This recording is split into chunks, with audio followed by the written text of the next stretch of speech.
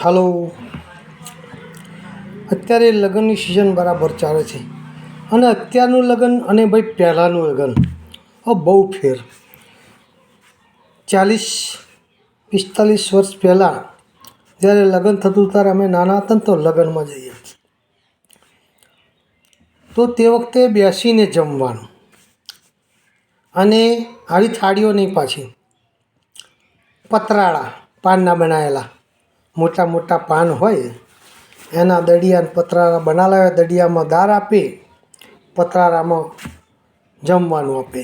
અને પહેલાંના જમવામાં શું હોય? લાડુ હોય, કંસાર હોય ને દાળ ભાત શાક હોય, બસ આટલું જ હોય. આ પૂરીઓ તો જોવા જ ના મળે. તો એ વખતે આમ લાઈનમાં બેસી જઈએ જમવા અને પતરાળામાં પકડી રાખવું પડે પાછું.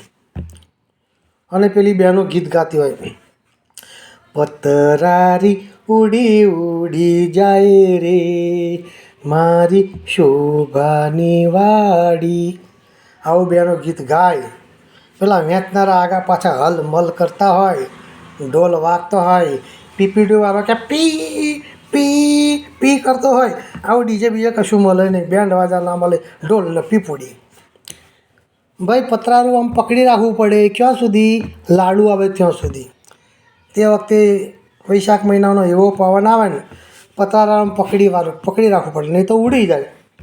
અને પેલા ગીતો ગાય, ભાઈ અમે તો પતરારું પકડી રાખીએ, દડિયો પાછો દડિયો પતરારા મૂકીએ.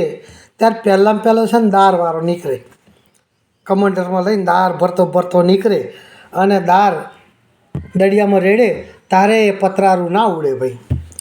પછી પાછો લાડુવાળો નીકળે, લાડુ મૂકે, પછી પતરારાને છોડી દેવાનો, પછી પકડવાનું નહીં. પછી શાકવાળો નીકળે ને ભાતવાળો નીકળે અને જમવાનું ચાલુ કરીને એ શાંતિથી બેઠા બેઠા જમીએ. અને ભાઈ અત્યારે તો કિલોની થાળી, પંખો ચાલુ કરો ને તોય ઉડે નહીં, પવન આવે તોય ઉડે નહીં, એવી કિલોની થાળી 500 ગ્રામ કિલોની તો હોય જ. એટલે કશું પકડવાની જ જરૂર નહીં. અને એ પાછું હવે તો પહેલાં તો આમ બેસીને જમતા હતા, મજા આવતી હતી. આપણે બેઠા બેઠા ઓર્ડર કરીએ, દાળ આવવા દે, શાક આવવા દે, ભાત આવવા દે, આવું કરતા હતા અને શાંતિથી જમતા. અને અત્યારે તો ભીખ માગતા હોય એમ, બુફે થઈ ગયું પાછું, બુફે. એટલે પીરસનારા એને રે જમવાવાળા આગા પાછા થાય, આમ લેવા જાય, આમ લેવા જાય, આ બાજુ લેવા જાય, આમ થાળી લઈને પાછું ઊભું રહેવાનું. આમ પેલા માગવાવાળા ના હોય એમ માગતા બધું લઈ અને પાછું બેસવાનું ઠેકાણું ના હોય. પહેલાં સરસ મજાનું આસન પાથરીને જમતા હોય, પાટલા ઉપર બેહાડે. અને મહેમાનો પેલા એમના માટે પતરારો, પણ મહેમાનો માટે તો ડીશો હોય સરસ ઘરની, આમ 10-15 ડીશો થાળી વાટકા ઉતારી દે. અને અત્યારે તો બુફેમાં કશું ઉડે જ નહીં. થાળી પકડી એટલે પકડી, જ્યારે થાળી પૂરું થાય ત્યારે વજન છૂટે તમારું.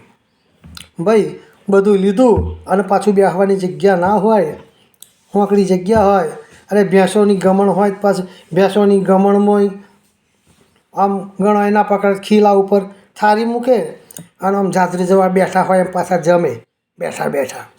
આવી તો દશા છે આપણી અત્યારે, બુફે કરી, જગ્યા ના હોય. હા સારું, જે પૈસાવાળી પાર્ટી હોય બધા ટેબલ ને એવું બધું લાવે, ટેબલ ખુરશીઓ સારી જગ્યા કરે, નેટ પાથરે, આમ ચોખ્ખું રાખે. પણ આ સામાન્ય માણસ બિચારો શું કરે? જગ્યા ન હોય, એટલી સગવડ ના હોય, એટલે ફાવે તો આ જમવાનું હોય. અને ભાઈ વ્યવહાર મરાય એટલે જમવા તો જવું જ પડે. તમે ખુરશીમાં બેસીને ખાધું હોય પણ એના તો ઓટલા ઉપર બેસીને ખાવું પડે, વેસ્ટની ગમણમાં બેસીને ખાવું પડે. અહીં જોડે જાજરું હોય અને વાસ આવતી હોય તો અહીંયા આગળ જમવા બેસવું પડે. એટલે અત્યારે ભાઈ બુફે થઈ જઈ અને આવી દશા છે. ઘણીવાર હસવાની મજા આવે, ઘણીવાર ગમ્મત પણ આવે. એટલે જેવી સગવડ આ બુફે કોને કાઢ્યું? સિટીવાળાએ. કારણ કે સિટીમાં સગવડ ના હોય, રસ્તા ના હોય, પીરસનારા ના હોય. આ માણસ જોડે રહેતો હોય પણ જોડેના ઘરવાળા ના ઓળખતો હોય. અને આપણા ગામડામાં તો બધા જ મળી રહે, પીરસનારા મળી રહે, સગવડ કરનારા બધા મળી રહે, પાથરવાનું મળી રહે. સિટીમાં તો ભાઈ ચાદરું ના મળે, કે એક ચાદર નોની ના મળે, બેસવાનો ખાટલો ના મળે, પાટલોય ના મળે. હવે આટલી ઓયડી રહેતો એમ જોડે ક્યાંય બધી સગવડ. એટલે આપણા ગામડા ત્યાં સિટીવાળાને જોઈ ગામડાવાળાએ શીખ્યા કે ભાઈ બુફે રાખો. અને હવે તો પાછું ડીજે લાવો આ લાવો ને પેલું. એટલે લગ્નમાં જેમ સમય બદલાય એમ લગ્ન બદલાય, લગ્નના રિવાજો બદલાય, લગ્નની વાતાવરણ બદલાય, બધું જ બદલાય હશે. હવે હવની અનુકૂળતાએ લગ્ન કરજો, મજા કરજો અને